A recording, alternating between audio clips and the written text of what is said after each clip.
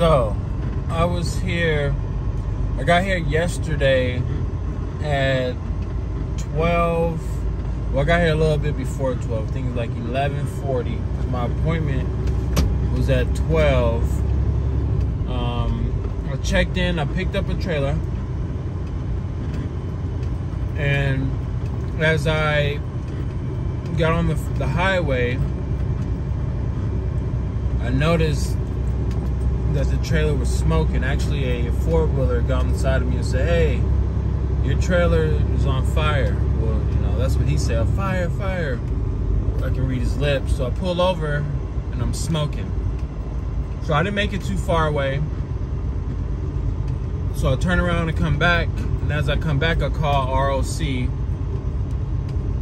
to notify them that the trailer's smoking. So I made it back like around probably 1 o'clock, 1 p.m.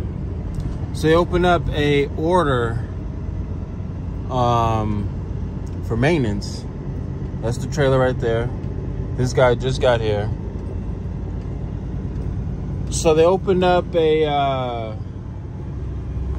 maintenance case. And usually when stuff like this happens, they say drop the trailer. We're gonna offload it onto another trailer, but they didn't have any empties here. Or they would say, okay, drop off that trailer, we're gonna bobtail you over, you know, to your next location. In this case, they wanted me to sit here and wait for that guy to come, the maintenance guy that I just showed you, to fix the trailer. I let them know that something is wrong with the trailer. Okay, I understand that. So I said I waited. You know, I'm under contract, so I'm just being patient. Even if they cancel the load, I still get what we agreed on and paid without the concentrals or without like the fuel surcharge. So I'm sitting there patiently waiting, doing everything they tell me to do.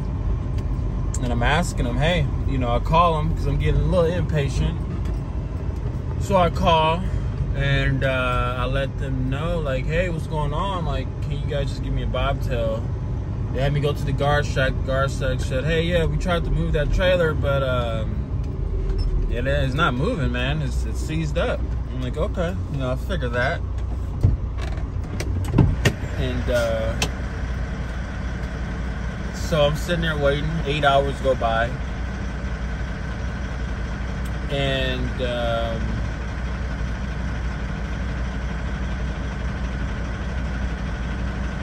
another 5 hours go by. And then 2 a.m. comes, 3 a.m. comes. And I call them like, hey, what's going on here? They're kicking me off the facility, you know, because I was here for a long time. Usually they just let you stay here for 2 hours at a time. You know, I'm like, they're kicking me off the facility. What are we doing here? So this whole time, from the time that I called and let them know, I was speaking to, you know, I spoke with a person who was on clock. He put in the work order. That was like around 1 o'clock, 1 p.m. So I get here and I do what he says. I wait 8 hours, call back, and it's after hours. And I'm like, hey, you know, I've been here for 8 hours. I've been texting you guys back and forth on the app. Let you guys know I'm still just sitting here waiting. Like, can you guys just give me a bobtail? But you guys said I had to wait for them to do the, you know, unload the trailer and load the trailer and all that stuff. So the after hour guy, you know, there's a little bit of a communication barrier there. I can't understand what he's telling me. Only thing I can understand is, you know, go to the guard shack and ask him the reach. But I couldn't even just say, go guard shack reach. I was like, go reach. I'm like, I don't understand. So I go to the guard shack and I said, hey, you know, I'm on the phone with ROC, and they told me to come up here and ask something about a reach. It's like, oh, they want to know, you know, when did we put it in order and blase, blase. So I let them talk and communicate with each other. The guard shack is saying, hey, you know, we don't have any empties here. We don't have you know, the trailer's stuck, is not moving, and it's a big job. Like, just give him a bobtail to his next destination to get him out of here. And he was consistent, like, no, I can't do that. He has to do this. And the guard shack is like, well, you know, let's talk through email, because I guess he wants to get it all, you know, notarized, or, you know, he wants to take record of it. So he gave me back my phone. ROC after hour told me just to wait there for a call. Wait there. Somebody's gonna call you and let you know what to do. So I'm like, okay. So that was at 7 o'clock, almost 8 o'clock. So I was there for 8 hours, just sitting there waiting. 7 hours, sitting there waiting. Clock is ticking.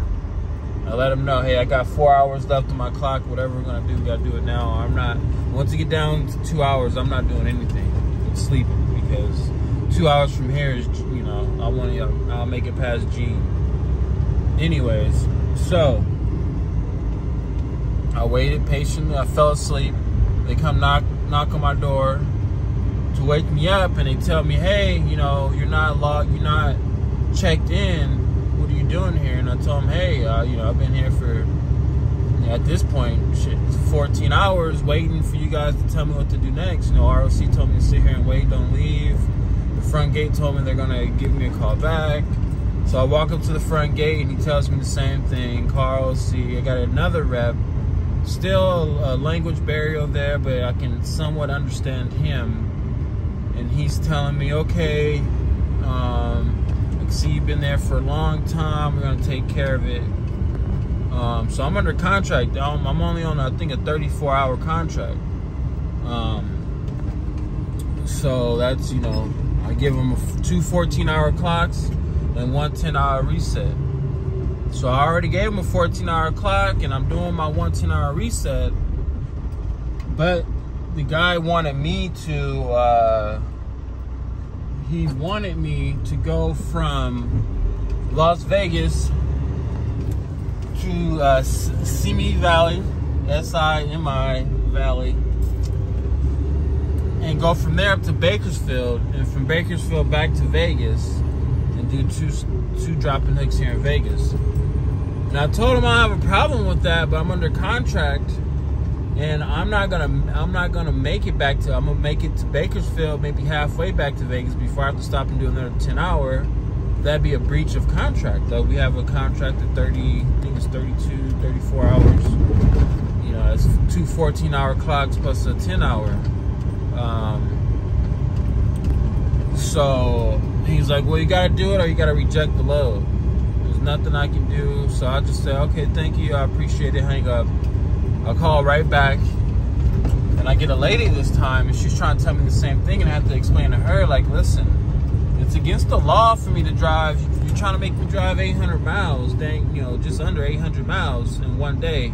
And that's not gonna happen. Like, I'm sitting here, it's almost 17 hours. I haven't had any sleep, you know, dozing on and off, trying to figure this out with you guys. So I'm trying to, you know, be reasonable with you guys